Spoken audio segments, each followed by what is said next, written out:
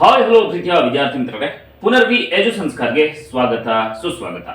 First P C ಓದ್ತಾ ಇರುವಂತಹ ವಿದ್ಯಾರ್ಥಿಗಳು ಕಮೆಂಟ್ ಸೆಕ್ಷನ್ ಅಲ್ಲಿ ಕಮೆಂಟ್ ಮಾಡ್ತಾ ಇದ್ರು. ಏನಪ್ಪಾ ಅಂತಂದ್ರೆ, ಸರ್ ಮಿಡ್ ಟರ್ಮ್ ಎಕ್ಸಾಮ್ ಪ್ರಾರಂಭ ಆಗ್ತಾ ಇದೆ, ಫಸ್ಟ್ ಪಿ ಸಿ ಸಂಬಂಧಿಸಿದ ಹಾಗೆ ಕನ್ನಡದಲ್ಲಿ ಇಂಪಾರ್ಟೆಂಟ್ ಕ್ವಶನ್ಸ್ ಗಳನ್ನ ತಿಳಿಸ್ಕೊಡಿ ಸರ್ ಅಂತ ಕೇಳ್ತಾ ಇದ್ರು. ಖಂಡಿತ ವಿದ್ಯಾರ್ಥಿ ಮಿತ್ರರೇ, ಈ ಒಂದು ವಿಡಿಯೋದಲ್ಲಿ first P C mid term exam 2024ಕ್ಕೆ ಸಂಬಂಧಿಸಿದ ಹಾಗೆ ಪೊಯಂ ಪಾರ್ಟ್ ಅಂದ್ರೆ ಪದ್ಯ ಭಾಗದಲ್ಲಿ ಕೇಳಲಾಗುವಂತಹ 2 ಅಂಕದ ಪ್ರಶ್ನೆಗಳು, 2 mark questions with answers. So ನೀವು ಆನ್ಸರ್ಸ್ ನ ಹುಡುಕುವಂತಹ ಪ್ರಮೇಯ ಇರೋದಿಲ್ಲ.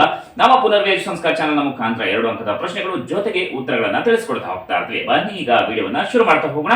ಜೊತೆಗೆ ಈ ವಿಡಿಯೋವನ್ನ ಶೇರ್ ಮಾಡಿ, ಮಿಸ್ ಮಾಡದೇ ನಿಮಗೆ ಯಾವ ಒಂದು ಸಬ್ಜೆಕ್ಟ್ಸ್ ಬೇಕು ಅನ್ನೋದನ್ನ ಕಮೆಂಟ್ ಸೆಕ್ಷನ್ ಅಲ್ಲಿ ಕಮೆಂಟ್ ಮಾಡಿ, ಇಷ್ಟ ಆದ್ರೆ ಲೈಕ್ ಮಾಡಿ, ಜೊತೆಗೆ ಶೇರ್ ಮಾಡಿ. ಬನ್ನಿ ಈಗ ವಿಡಿಯೋನ ಶುರು ಮಾಡ್ತಾ ಹೋಗೋಣ. ಮೊದಲ ಒಂದು ಪ್ರಶ್ನೆಯನ್ನ ನೋಡೋಣ. ರಣರಂಗದಲ್ಲಿ ಬಿದ್ದಿದ್ದ ಅಭಿಮನ್ಯುವಿನ ಕಳೇಬರ ಯಾವ ರೀತಿ ಕಾಣುತ್ತಿತ್ತು? ಉತ್ತರವನ್ನ ನೋಡೋಣ ವಿದ್ಯಾರ್ಥಿಗಳೇ. ಅರೆ ಮುಚ್ಚಿದ್ದ ಕಣ್ಣು, ಅರಳಿದ ಮುಖ, ಕಡಿದು ಹೋಗಿದ್ದ ಕೈಗಳು, ಭಯಂಕರವಾಗಿ ಕಚ್ಚಿದ ಅವುಡು, ಅವುಡು ಅಂತಂದ್ರೆ ದವಡೆ, ವೈರಿಗಳ ಬಾಣದ ಹೊಡೆತದಿಂದ ಜರ್ಜರಿತವಾದ ದೇಹವು ರಕ್ತದ ಕಡಲಿನಲ್ಲಿ ಮುಳುಗಿ ಬಿದ್ದಿತ್ತು. ಇನ್ನು ಮುಂದಿನ ಪ್ರಶ್ನೆಯನ್ನ ನೋಡೋಣ. 2ನೆಯ ಪ್ರಶ್ನೆಯನ್ನ. ದುರ್ಯೋಧನ ತನ್ನ ಮಗನ ಶವವನ್ನು ಕಂಡು ಹೇಗೆ ವ್ಯಥೆ ಪಡುತ್ತಾನೆ? ಉತ್ತರವನ್ನು ನೋಡೋಣ. ತಂದೆಗೆ ಜಲಾಂಜಲಿಯನ್ನು ಮಗನು ಕೊಡುವುದು ಸರಿಯಾದ ಕ್ರಮ, ಆದರೆ ಈಗ ತಂದೆಯಾದ ನಾನೇ ನಿನಗೆ ತರ್ಪಣವನ್ನು ನೀಡುವಂತಾಯಿತು. ಮಗನೇ, ಹಾಗೆ ಹೇಳ್ತಾನೆ, ಈ ರೀತಿಯಾಗಿ ಕ್ರಮ ವ್ಯತ್ಯಾಸವನ್ನು ನೀನು ಮಾಡಬಹುದೇ ಎಂದು ವ್ಯಥೆ ಪಡುತ್ತಾನೆ. ಮುಂದಿನ ಪ್ರಶ್ನೆಯನ್ನು ನೋಡೋಣ ವಿದ್ಯಾರ್ಥಿಗಳೇ. ದುಶ್ಯಾಸನನು ಅಣ್ಣನಿಗೆ ತೋರಿದ್ದ ವಿನಯಶೀಲತೆ ಯಾವುದು? ಉತ್ತರವನ್ನು ನೋಡೋಣ. ತಾಯಿಯ ಎದೆ ಹಾಲನ್ನ ಕುಡಿಯುವಲ್ಲಿ, ಸೋಮರಸ ಕುಡಿಯುವಲ್ಲಿ, ದಿವ್ಯ ಭೋಜನ ಸವಿಯುವುದರಲ್ಲಿ ದುರ್ಯೋಧನನ ನಂತರ ದುಶ್ಯಾಸನನು ಸೇವಿಸಿ ಎಲ್ಲಿಯೂ ಕ್ರಮವನ್ನು ಮೀರದೆ ವಿನಯಶೀಲತೆಯನ್ನು ತೋರಿದ್ದನು. ಈ ರೀತಿಯಾಗಿ ನೀವು ಬರೀಬೇಕಾಗುತ್ತೆ ವಿದ್ಯಾರ್ಥಿಗಳೇ. ಇನ್ನು ಹಾಗೆ ಮುಂದಿನ ಪ್ರಶ್ನೆಯನ್ನ ನೋಡೋಣ. ಕರ್ಣನ ಜನ್ಮ ರಹಸ್ಯವನ್ನು ಯಾರು ಯಾರು ಅರಿತಿದ್ದರು? ಉತ್ತರವನ್ನು ನೋಡೋಣ. ಕರ್ಣನ ಜನ್ಮ ರಹಸ್ಯವನ್ನು ದುರ್ಯೋಧನ, ತಾಯಿ ಕುಂತಿ ಅಂದ್ರೆ ತಾಯಿ ಕುಂತಿ, ಕೃಷ್ಣ, ಸೂರ್ಯ ಹಾಗೂ ದಿವ್ಯಜ್ಞಾನಿಯಾದ ಸಹದೇವ ಅರಿತಿದ್ದರು. ಇನ್ನು ಹಾಗೆ ಮುಂದಿನ ಪ್ರಶ್ನೆಯನ್ನ ನೋಡೋಣ. ದುರ್ಯೋಧನನು ಕರ್ಣನ ದಾನ ಗುಣವನ್ನು ಹೇಗೆ ಪ್ರಶಂಸಿಸಿದ್ದಾನೆ? ಉತ್ತರ. ಇಂದ್ರನು ಬಂದು ಬೇಡಿದಾಗ ಕವಚವನ್ನು ಕತ್ತರಿಸಿ ಕೊಟ್ಟೆ. ತಾಯಿ ಕುಂತಿ ಬೇಡಿದ ತಕ್ಷಣವೇ ಸ್ವಲ್ಪವೂ ಅನುಮಾನಿಸದೆ ದಿವ್ಯಾಸ್ತ್ರವನ್ನು ಕೊಟ್ಟೆ.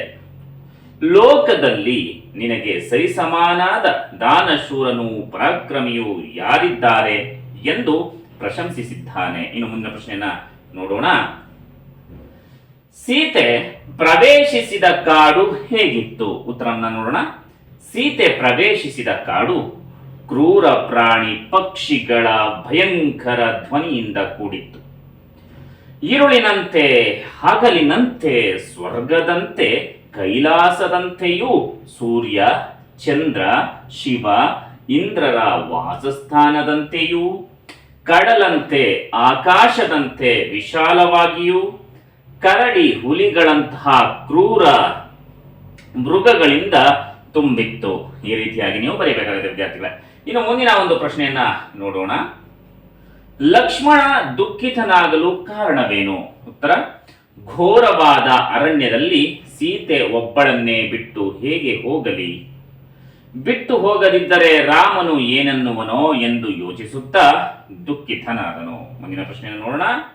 ಮೂರ್ಛಿತಳಾದ ಸೀತೆಯನ್ನು ಲಕ್ಷ್ಮಣ ಹೇಗೆ ಉಪಚರಿಸಿದನು? ಉತ್ತರ.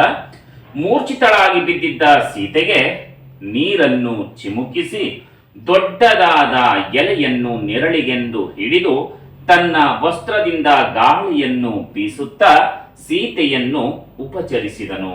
ಇನ್ನು ಮುಂದಿನ ಪ್ರಶ್ನೆಯನ್ನ ನೋಡೋಣ ವಿದ್ಯಾರ್ಥಿಗಳೇ. ಸೀತೆ ಸೌಮಿತ್ರಿಯನ್ನು ಹಿಂತಿರುಗಿ ಹೋಗೆಂದು ಏಕೆ ಹೇಳಿದಳು? ಸೀತೆ ಲಕ್ಷ್ಮಣನಿಗೆ ನೀನು ಹೋಗುವುದು ತಡ ಮಾಡಿದರೆ ರಾಮ ಕೋಪಿಸಿಕೊಳ್ಳಬಹುದು. ನನಗೆ ಈ ಕಾಡಿನಲ್ಲಿ ಉಗ್ರ ಜಂತುಗಳ ನೆರವಿದೆ. ಅಲ್ಲಿ ರಾಮನು ಏಕಾಂಗಿಯಾಗಿರುವನು. ಹಿಂತಿರುಗಿ ಹೋಗೆಂದು ಹೇಳಿದಳು. ಇನ್ನು ಮುಂದಿನ ಪ್ರಶ್ನೆಯನ್ನ ನೋಡೋಣ ವಿದ್ಯಾರ್ಥಿಗಳೇ. ಸೀತೆಯನ್ನು ಕಾಡಿನ ಪ್ರಾಣಿಗಳು ಹೇಗೆ ಉಪಚರಿಸಿದವು? ಉತ್ತರವನ್ನು ನೋಡೋಣ. ಕಾಡಿನ ಪ್ರಾಣಿ ಪಕ್ಷಿಗಳು ಸೀತೆಯ ಕಷ್ಟವನ್ನು ಕಂಡು ಮರುಗಿ ತಮ್ಮ ನಡುವಿನ ದ್ವೇಷ ಭಾವವನ್ನ ಬಿಟ್ಟು ಆಹಾರವನ್ನು ತ್ಯಜಿಸಿ ಅವಳ ಸುತ್ತಲೂ ನಿಂತು ಕಣ್ಣೀರು ಹಾಕಿ ಉಪಚರಿಸಿದವು. ಇನ್ನು ಮುಂದಿನ ಒಂದು ಪ್ರಶ್ನೆಯನ್ನ ನೋಡೋಣ ವಿದ್ಯಾರ್ಥಿಗಳೇ. ಮಾದೇವನ ಶಿಶು ಮಕ್ಕಳ ಹೆಸರೇನು? ಉತ್ತರ, ಮಾದೇವನ ಶಿಶು ಮಕ್ಕಳ ಹೆಸರು ಬ್ಯಾಡರ ಕನ್ನಯ್ಯ, ಕಾರಯ್ಯ ಮತ್ತು ಬಿಲ್ಲಯ್ಯ. ಹಾಗೆ ಮುಂದಿನ ಪ್ರಶ್ನೆಯನ್ನ ನೋಡೋಣ. ಸಿಡಿಲು ಗುಡುಗುಗಳನ್ನು ಕಳುಹಿಸು ಎಂದು ಮಾದೇವ ಯಾರನ್ನು ಕೇಳುತ್ತಾನೆ? ಉತ್ತರ, ಮಾದೇವನು ಗುಡುಗುಗಳನ್ನು ಕಳುಹಿಸು ಎಂದು ಗುಡುಗಾಜಮ್ಮನಿಗೂ ಅವಳ ಮಗ ಬೊಮ್ಮರಾಯಪ್ಪನಿಗೆ ಸಿಡಿಲುಗಳನ್ನು ಕಳುಹಿಸು ಎಂದು ಕೇಳುತ್ತಾನೆ. ಇನ್ನು ಮುಂದಿನ ಒಂದು ಪ್ರಶ್ನೆಯನ್ನ ನೋಡೋಣ. ಮಳೆಯನ್ನು ನೋಡಿ ಕನ್ನಯ್ಯ ತನ್ನೊಳಗೆ ಏನೆಂದುಕೊಳ್ಳುತ್ತಾನೆ? ಉತ್ತರ, ಎಂದು ಬಾರದ ಮಾರಿ ಮಳೆ ಇಂದು ಬಂದ ಕಾರಣ ತಿಳಿಯದು. ಈ ಕೆಟ್ಟ ಗಂಗೆ ನಮ್ಮನ್ನು ಹೊತ್ತುಕೊಂಡು ಹೋಗುತ್ತಾಳೆ ಎಂದು ಕನ್ನಯ್ಯ ತನ್ನೊಳಗೆ ಹೇಳಿಕೊಳ್ಳುತ್ತಾನೆ. ವಿದ್ಯಾರ್ಥಿಗಳೇ, ಇದಿಷ್ಟು ನಿಮ್ಮ ಒಂದು ಮಿಡ್ ಟರ್ಮ್ ಎಕ್ಸಾಮ್ದು. ಜೊತೆಗೆ ಕೊನೆಯ ಪ್ರಶ್ನೆಯನ್ನ ನೋಡ್ತಾ ಹೋಗೋಣ. ಇನ್ನ ಯಾವ ಪ್ರಶ್ನೆಗಳು ಬರ್ತವೆ, ಕೊನೆಯ ಪ್ರಶ್ನೆ ಇದೆನಾ ಅಥವಾ ಇನ್ಯಾವ ಪ್ರಶ್ನೆ ಇದೆ 2 ಮಾರ್ಕ್ಸ್ ನೋಡೋಣ. ಶಿಶು ಮಕ್ಕಳು ಬಾಯಿ ಬಾಯಿ ಏಕೆ ಬಡಿದುಕೊಳ್ಳುತ್ತಾರೆ? ಉತ್ತರ, ಮಾಯದಂತ ಮಳೆ ಜೋರಾಗಿ ಬಂದದ್ದರಿಂದ ಮಾದೇಶ್ವರನ ಗುಡಿ ಮುಳುಗಿ ಹೋಯಿತು. ಇಂತಹ ಶಿವನೇ ಮುಳುಗಿ ಹೋದ ಮೇಲೆ ನಾವು ಉಳಿಯಬಹುದೇ ಎಂದು ಬಾಯಿ ಬಾಯಿ ಬಡಿದುಕೊಳ್ಳುತ್ತಾರೆ. ಇನ್ನು ಮುಂದಿನ ಪ್ರಶ್ನೆಯನ್ನ ನೋಡೋಣ. ಬಲಿಯ ಕಲ್ಲನ್ನು ಕನ್ನಯ್ಯ ಬಲವಾಗಿ ಹಿಡಿದುಕೊಳ್ಳುವುದು ಏಕೆ? ಉತ್ತರ, ಹುಚ್ಚು ಪ್ರವಾಹವು ಬಂದು ಮಾದೇವನ ಗುಡಿಯು ಮುಳುಗಿತು. ಇಂತಹ ಮಾದೇವನನ್ನು ಎಳೆದುಕೊಂಡ ಗಂಗೆ ನನ್ನನ್ನು ಬಿಡುವುದಿಲ್ಲ ಎಂದುಕೊಂಡು ಬಲಿಯ ಕಲ್ಲನ್ನು ಬಲವಾಗಿ ಹಿಡಿದುಕೊಳ್ಳುತ್ತಾನೆ. ವಿದ್ಯಾರ್ಥಿಗಳೇ, ಇನ್ನು ಮುಂದಿನ ಪ್ರಶ್ನೆಯನ್ನು ನೋಡೋಣ. ಶಿಶು ಮಕ್ಕಳು ನಾವು ಸತ್ತರೂ ಚಿಂತಿಲ್ಲ ಎನ್ನಲು ಕಾರಣವೇನು? ಉತ್ತರ, ಮಾದೇವ ಗಂಗೆಯ ಪ್ರವಾಹದ ಸುಳಿಗೆ ಸಿಕ್ಕಿ ಗರಗರನೆ ತಿರುಗುತ್ತಿರುವುದನ್ನು ಕಂಡ ಶಿಶು ಮಕ್ಕಳು ಹೆತ್ತ ತಾಯಿಯಂತೆ ಸಲಹಿದ ಮಾದೇವ ಗುರುವಿಗೆ ಶಿಷ್ಯರಿಲ್ಲ, ಶಿಷ್ಯರಿಗೆ ಗುರುವಿಲ್ಲದಂತಾಯಿತು. ನಾವು ಸತ್ತರೂ ನಿನ್ನನ್ನ ಬಿಡುವುದಿಲ್ಲ ಎಂದು ನೀರಿಗೆ ಧುಮುಕಿದರು. ಮುಂದಿನ ಪ್ರಶ್ನೆಯನ್ನು ನೋಡೋಣ.